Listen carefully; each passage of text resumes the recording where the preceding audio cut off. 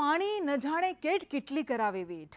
પાણીની કિંમત તો એ જ સમજી જાણે જે પીવાનું પાણી મેળવવા માટે પણ વલખા મારે। નમસ્કાર, આપ જોઈ રહ્યા છો સંદેશ વિશેષ। હું છું આપની સાથે કૃષ્ણા। ચૈત્ર મહિનો ચાલી રહ્યો છે, પરંતુ જે રીતે આકાશમાંથી અગનગોળા વરસી રહ્યા છે તેને લઈને મન ભયભીત થાય અને વિચાર આવે છે કે ચૈત્રમાં આવી ભીષણ ગરમી પડે છે તો વૈશાખમાં કેવા ગાભા નીકળશે। ગરમી વધારે પડે એટલે સ્વાભાવિક છે કે પાણીની બુમરાણ વધારે સંભળાય। બસ આવું જ થઈ રહ્યું છે। કચ્છ અને મહીસાગરમાં પાણીની પોકાર ઉઠી છે। ટેન્કર્સના ફેરા વધી ગયા છે, પરંતુ આ સમસ્યાનું નિરાકરણ નથી આવી રહ્યું।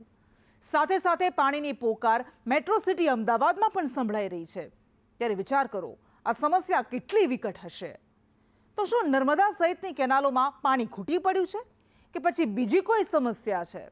જોઈશું આ રિપોર્ટ। પાણી માટેની પોકાર કોઈ સાંભળો જરા। નથી પહોંચી રહ્યા નર્મદાના નીર અહીંયા। દિવસો વીતે અને ટેન્કરોની સંખ્યા વધતી જાય। ખિસ્સા ખાલી થતા જાય, પરંતુ સમસ્યા દૂર ન થાય। ઉનાળો હોય એટલે સ્વાભાવિક પાણીની સમસ્યા સામે આવે।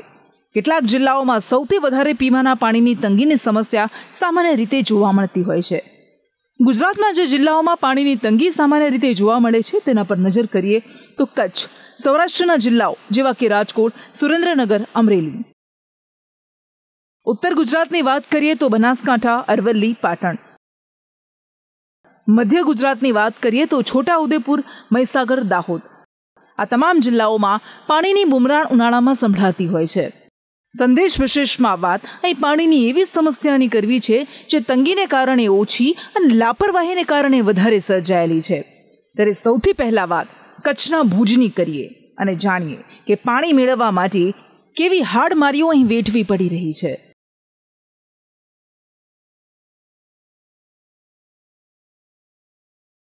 સરદાર સરોવર થકી નર્મદાના નીર છેક કચ્છ સુધી પહોંચ્યા છે અને તેને કારણે પાણીની મોટી સમસ્યામાંથી આખા જિલ્લાને રાહત પણ મળી છે। આજે ગુજરાતનો મોટાભાગનો વિસ્તાર નર્મદાના નીર પર નિર્ભર રહેતો હોય છે, એટલે દરેક જિલ્લાને વધતા ઓછા પ્રમાણમાં પાણી પહોંચાડવામાં આવતું હોય છે। તેવામાં ક્યારેક કોઈ જિલ્લાને પાણી ઓછું મળે તો તે સમજી શકાય છે, પરંતુ કચ્છમાં અત્યારે પાણીની તંગી સર્જાય છે। તેનું કારણ એ નથી કે નર્મદાનું પાણી ઓછું પહોંચે છે, પરંતુ આ સમસ્યાનું કારણ છે નર્મદાની લાઇનમાં સર્જાયેલું ભંગાણ। કચ્છના ભુજમાં છેલ્લા એક અઠવાડિયાથી નર્મદાનું પાણી નથી પહોંચી રહ્યું। પાણીની પાઇપલાઇનમાં ભંગાણ ન થવાને કારણે આ સમસ્યા સર્જાય છે। પાણી ન પહોંચવાને કારણે ટેન્કર્સ દોડાવવાની નોબત આવી ગઈ છે। નર્મદાના નીર પર આધારિત રહેનારા ભુજવાસીઓને આજે તરસ્યા રહેવાનો વારો આવ્યો છે। ભુજોડી પાસે નર્મદાની મુખ્ય લાઇનમાં ભંગાણ થવાને કારણે આ સમસ્યા સર્જાય છે। આ સમસ્યા આજની નહીં, પરંતુ અઠવાડિયાથી છે, પરંતુ લાઇન રિપેરિંગનું કામ ન થવાને કારણે પાણી વિતરણની વ્યવસ્થા ઠપ થઈ ગઈ છે। ઉનાળામાં જ પાણી ન મળવાને કારણે સ્થાનિકોની હાલત દયનીય બની ગઈ છે। પાણીની સમસ્યા તો 10-12 દિવસથી બંધ છે બધી જગ્યાએ, બરાબર। અને અત્યારે માણસોની પરિસ્થિતિ કેવી છે તમે બધા જોઈ રહ્યા છો। મારે પણ સમરસ કન્યા છાત્રાલય છે ને, 250ની છોકરીઓ છે, ત્યાં પણ અમને બહુ તકલીફ પડે છે। અત્યારે હાલની છોકરીઓ 250 છે, એને વાપરવાની તમને બધાને ખબર પડી શકે કે ભાઈ કેટલી જરૂરિયાત હોય। અને અત્યારે પાણી આવતું જ નથી કઈ જગ્યાએથી, તો છોકરીઓને હેન્ડલ કેમ કરવું? અમને પોતાને પ્રશ્ન કરે છે કે તમે કાંઈ કરતા નથી, એટલે મને અત્યાર સુધી અહીંયા સુધી આવવું પડ્યું એમ। ટેન્કરમાં કેવું છે કે નાનું ટેન્કર નાખી જાય તો ઉપર અમારી મોટી વિંગ છે, તો એની અંદર પહોંચાડવું કેમ? એટલું પાણી તો એની અંદર સમાઈ જાય લાઈનોની અંદર, તો અમારે પછી ટાંકીઓ કેમ ભરાય, તો છોકરીઓ સુધી કેમ પહોંચાડવું? બહુ ખરાબ પોઝિશન છે અમારા કને। અમે અહીંયા પાણી બોરમાં પણ નથી, અને ફેરા એક્સ્ટ્રા 15-20 ફેરા એક્સ્ટ્રા પડ્યા હોય, અને ક્યાં પહોંચવાની પરિસ્થિતિ નથી। બહુ મુશ્કેલીમાં છે, બહુ અતિશય ગતિ મુશ્કેલીમાં છે। અમે પોતે જવાબ નથી દઈ શકતા ફોનમાં, ફોન બંધ કરીને અમને હાલવો પડે રોડ ઉપર। હમણાં વર્ધી તો વાત મૂકી દો, અમે પોતે ભૂલી જાય છે કે કેટલી કરી છે દિવસમાં। લખવાનો એટલો નથી થતો એમ, એટલે બહુ પોઝિશન બહુ ખરાબ છે હમણાં। નર્મદાના નીર પર નિર્ભર રહેનાર ભુજ નગરપાલિકા તંત્રએ કોઈ વૈકલ્પિક વ્યવસ્થા કરી જ નહીં, જેને કારણે ટેન્કરો દોડાવ્યા સિવાય કોઈ વિકલ્પ જ નથી રહ્યો। નગરપાલિકા તંત્ર હવે ટેન્કરની સમસ્યા દૂર કરવા પોલીસ અને PGVCLની મદદ લઈ રહ્યું છે। દરેક નગરસેવકને તેમના વોર્ડ પ્રમાણે હાલ 2 ટેન્કરની સુવિધા આપવામાં આવી રહી છે। અત્યારે સમસ્યા સર્જાઈ છે, પણ નગરપાલિકા પણ પૂરતા પ્રયાસો કરી રહી છે કે લોકોને ઘર સુધી આપણે ટેન્કરની વ્યવસ્થા કરી શકીએ. તો એના માટે અમને PGVCLનો સ્ટાફ હોય, પોલીસ સ્ટાફ હોય કે અન્ય પોતાની અહીંયા કને ટેન્કર રાખ્યા છે અને અમે અમારી રીતે જે પણ વ્યવસ્થા દરેક કાઉન્સિલરોને વોર્ડ વાઇઝ અમે 2-2 ટેન્કર આપેલા છે અને એ રીતે વ્યવસ્થા પૂરી પાડવાની શક્યતાઓ અમે અમારી રીતે જોઈએ છીએ. નગરપાલિકા તંત્ર જ પૂરતા પ્રમાણમાં ટેન્કર પૂરું પાડવામાં નિષ્ફળ રહેતા જિલ્લા કલેક્ટર તંત્રની મદદ લેવાય છે અને વધારાની ટેન્કરની વ્યવસ્થા કરાય છે. કલેક્ટરશ્રીએ જે રીતે દરમિયાનગીરી કરી અમને બહારથી બી ટેન્કર એમને થોડા મગાવી આપ્યા છે, એ પણ અમે અહીંયા રાખ્યા છે. પ્લસમાં માધાપરનું પણ અત્યારે એરવાલ છે, એનું પણ અત્યારે અમે શક્યતા જોઈ રહ્યા છીએ કે એ પણ ચાલુ થઈ જશે. તો વહેલી તકે અમારી કોશિશ એવી જ છે કે વહેલી તકે આપણા ભુજને સુચારુ વ્યવસ્થાથી પાણી મળી રહે. એક વોર્ડમાં માંડ 2 ટેન્કરની વ્યવસ્થા નગરપાલિકા તંત્ર કરી શકે છે. તેવામાં સ્થાનિકોએ ન છૂટકે ખાનગી ટેન્કર્સ મંગાવવા પડે છે. ભુજમાં ટેન્કરોના જ આંટાફેરા જોવા મળતા હોય છે. એક પાણીનું ટેન્કર સામાન્ય રીતે 500 રૂપિયામાં મળતું હોય છે. તે ટેન્કરના ભાવ રૂપિયા 1300 સુધી પહોંચી ગયા છે. પરંતુ જરૂરિયાતને કારણે લોકો રૂપિયા ખર્ચીને પણ ખાનગી ટેન્કર મંગાવવા મજબૂર થયા છે.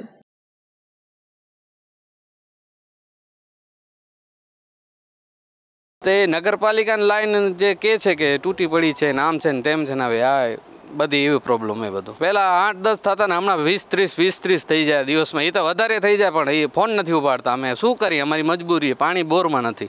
હાલ તો ભુજ નગરપાલિકાના કોર્પોરેટર હૈયા ધારણા આપી રહ્યા છે કે મરામતની કામગીરી ચાલી રહી છે અને આ કામ પૂર્ણ થઈ જશે તો રાબેતા મુજબ ભુજવાસીઓને નર્મદાનું પાણી પહોંચાડવામાં આવશે, જેની સામે ભાજપના શાસકો પર શહેર કોંગ્રેસ આકરા પ્રહાર કરી રહ્યું છે. તેમણે આક્ષેપ લગાવતા કહ્યું કે નર્મદાનું પાણી આવે છે એટલે શાસકો નિરાંત થઈ ગયા અને એ વાતનો વિચાર જ ન કર્યો કે જો ભવિષ્યમાં લાઇન લીકેજની આવી સમસ્યા સર્જાય તો તેનો કોઈ રસ્તો અગાઉથી શોધી રાખીએ. મરામતનું કામ પણ અમારી ટીમ અને GWIL ટીમ પણ સાથે રહી અને કરી રહી છે અને એનો પણ ઉકેલ બહુ વહેલી તકે આવી જશે અને શાયદ ભુજિયાના સુધી જો પાણી પહોંચ્યું તો ધીરે ધીરે આપણે રાબેતા મુજબ આપણે ભુજની અંદર સપ્લાય પણ કરી શકીશું. છેલ્લા 40 વર્ષથી ભુજ નગરપાલિકામાં શાસન કરતી ભારતીય જનતા પાર્ટીએ કોઈ આયોજન કર્યું નથી પાણી બાબતે અને શહેરને સાવ નર્મદા આધારિત રાખ્યું. લાખો કરોડો રૂપિયા ખર્ચ કર્યા પછી પણ ભુજ આજે પાણી ઉપર સ્વનિર્ભર નથી અને ભુજમાં એક નાનકડું નર્મદા લાઇનમાં પંચર પડ્યું, એ તો રિપેર થઈ ગયું, પરંતુ ભુજ નગરપાલિકાની લાઇનમાં ખોટી રીતે છેડછાડ કરી એને બ્રેક કરવામાં આવી. એના લીધે આજે છેલ્લા 10 દિવસથી ભુજના શહેરીજનો પાણી માટે એક દુકાળ જેવી પરિસ્થિતિનો અનુભવ કરી રહ્યા છે. નગરપાલિકા પાસે કોઈ આયોજન નથી, નથી ટેન્કર, નથી સ્ટાફ, કાંઈ નથી. ભારતીય જનતા પાર્ટીના શાસકો અહીંયા બેસી અને વહીવટ ચલાવી રહ્યા છે. એ લોકો પોતાના મળતિયાઓને પાણીના ટેન્કર મોકલી રહ્યા છે. ભુજ નગરપાલિકા હાલ આ સમસ્યાનું નિરાકરણ ઝડપથી નથી લાવી શકી અને પાણીની પોકાર અહીં શાંત થવાનું નામ નથી લઈ રહી. ખાનગી બોરમાં જળસ્તર રહ્યા નથી, નર્મદાના પાણી પહોંચી નથી રહ્યા. તેવામાં જનતા માટે હવે આ મુશ્કેલી વેઠવા સિવાય કોઈ વિકલ્પ નથી રહ્યો.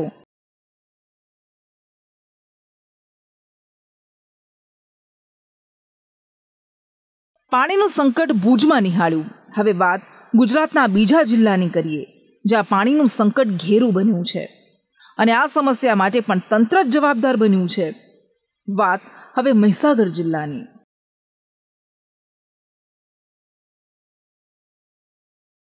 ધમધોકતો તાપ પડે પણ પાણી ભરવું પડશે. ઘરમાં નળ છે જે કંઈ કામના નથી રહ્યા. આજ બીજા બધા કામ મૂકીને બેડા લઈને નીકળવું પડશે. પીવા માટે પાણી નથી, પાણી ભરવા જવું પડશે. મહીસાગર જિલ્લો સૌથી વધારે કડાણા અને ભાદર ડેમ પર નિર્ભર રહેતો હોય છે. આ ડેમમાંથી જ પીવા અને સિંચાઈ માટે પાણી પૂરું પાડવામાં આવે છે. પીવાનું પાણી પૂરું પાડવા માટે અલગ અલગ 5 જૂથ યોજના કાર્યરત પણ કરવામાં આવી છે અને તેને કારણે જિલ્લાના 733 ગામમાં પીવાનું પાણી પહોંચાડવામાં આવે છે. હવે સમસ્યા એ સર્જાય છે કે એક જૂથ વ્યવસ્થામાં ખામી સર્જાય છે, જેના કારણે 23 ગામોને પીવાનું પાણી નથી મળી શકતું. લુણાવાડાની નમનાર જૂથ યોજનામાં જે મોટર હતી તે બળી ગઈ, જેના કારણે પાણી પુરવઠો ખોરવાઈ ગયો. જે વિસ્તારમાં 23 ગામોને પીવાનું પાણી આપવામાં આવે છે, સરકારશ્રીની યોજના છે, પરંતુ છેલ્લા 10 દિવસથી આટલી કાળઝાળ ગરમી હોવા છતાં પણ પાણી મળતું નથી અને પાણી ના મળવાના કારણે પશુપાલકોને અને ઘર વપરાશના પાણી માટે પ્રજા વેદના અને યાતના ભોગવી રહી છે અને સમગ્ર ગ્રામજનોની અને 23 ગામોના ગ્રામજનોની માગણી છે કે સત્વરે પાણી ચાલુ કરવામાં આવે, જે કંઈ રિપેરિંગ કરવાનું હોય પૂર્ણ તાકીદે પૂર્ણ કરવામાં આવે. અધિકારીઓના પેટનું પાણી હાલતું નથી પણ વગર પાણીએ પ્રજા વલખા મારે છે. તો અમારી નમ્ર વિનંતી છે કે જો આ પાણી પુરવઠા યોજના દ્વારા તાત્કાલિક ધોરણે પાણી ચાલુ કરવામાં આવે અને ચાલુ કરવામાં નહીં આવે તો આવનારા દિવસોમાં જ્યારે લોકસભાની ચૂંટણીઓ છે અમે ચૂંટણીઓનો બહિષ્કાર કરીશું. 1 કે 2 નહીં પરંતુ 12 દિવસથી આ મોટર બળી ગઈ છે, પરંતુ તે સમસ્યાનું હજુ સુધી કોઈ નિરાકરણ નથી આવ્યું. આ 23 ગામના લોકો તંત્રને રજૂઆત કરીને થાકી ગયા છે, પરંતુ નઘરોળ તંત્ર હજુ સુધી આ સમસ્યાનું નિરાકરણ નથી લાવી શક્યું, જેને કારણે સ્થાનિકોની હાલત કફોડી બની છે. હરદાસપુર કહેવાય, પટ્ટણ કહેવાય, એવા અમુક પરમપુર એ ગામોની અંદર અત્યારે હાલ પાણીના એટલા બધા બૂમો છે કે ના પૂછો વાત. કારણ કે અત્યારે ઉનાળાની શરૂઆત થઈ રહી છે ત્યારે લોકોને પાણી નથી પહોંચતું અને લોકો જે ત્રાહિમામ પોકારી રહ્યા છે. હજુ તો શરૂઆત છે, આવનારા દિવસોમાં કેવી હાલત થશે એ પણ એક જાણવા જેવી વાત છે. અને ગુજરાતની અંદર જે એ પાણીની જે યોજનાઓ છે બિલકુલ ફેલ ગયેલી છે. ભ્રષ્ટાચારી જે યોજનાઓ છે એ યોજના બિલકુલ કોઈ જગ્યાએ કામ લાગે એવી છે. કચ્છ અને બનાસકાંઠા પૂરતી જ પાણીની સમસ્યા નથી, પરંતુ આ પાણીની બુમરાણ મેટ્રો સિટી અમદાવાદમાં પણ સંભળાઈ રહી છે. પાણીની સમસ્યાનું નિરાકરણ લાવવા માટે અમદાવાદના સ્થાનિકો પણ હલ્લાબોલ કરવા મજબૂર થયા છે.